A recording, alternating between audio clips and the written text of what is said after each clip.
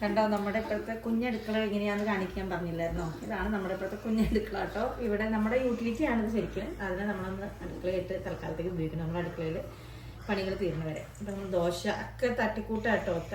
ദോശയൊക്കെ അങ്ങ് സെറ്റായിട്ടൊക്കെ വരണുള്ളൂ. സാമ്പാറിനോടുള്ളത്തിനാളും സാമ്പാർ ശരിയായിട്ടുണ്ട്.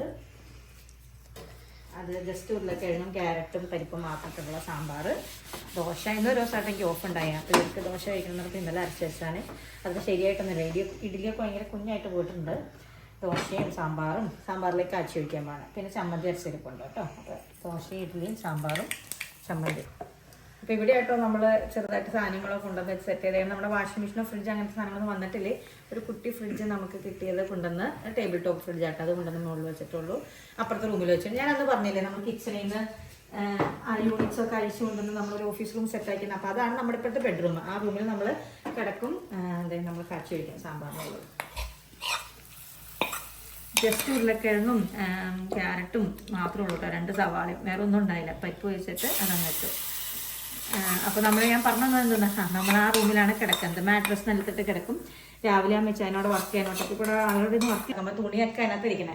അപ്പോൾ അതുകൊണ്ടാട്ടോ വലിയ കുക്കിംഗ് ഇതൊന്നും ഇല്ലാത്ത. ഞാൻ ജസ്റ്റ് നമ്മളന്ന് കാണിച്ചു തന്നായിരുന്നു നിങ്ങൾ ആ റൂം.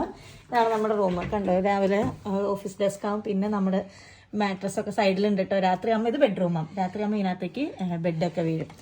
അങ്ങനെയാണ്.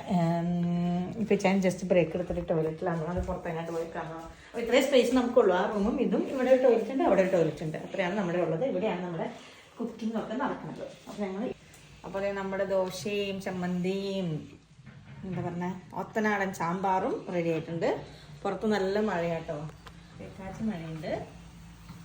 മഴയത്ത് ഇതും നല്ലൊരു ചായയും കൂടെ കൂട്ടി ഞങ്ങളപ്പോൾ സാധാരണ നമ്മൾ ആ കസേരയിൽ ഇരുന്നാട്ടോ കഴിക്കാറുണ്ട്. നല്ല മഴയുകൊണ്ട് നമ്മൾ അകത്ത് അല്ലെങ്കിൽ ചായന് പയ്യെ ഓഫീസിൻ്റെ റൂമിൽ ബ്രേക്ക് എടുപ്പിച്ചിട്ട് അതിന് അവിടെ പോയി നിലത്തിരുന്ന് കഴിക്കും. അപ്പോൾ ഇങ്ങനെയാണ് നമ്മുടെ കുട്ടി അടുക്കളയിലെ വിശേഷങ്ങൾ.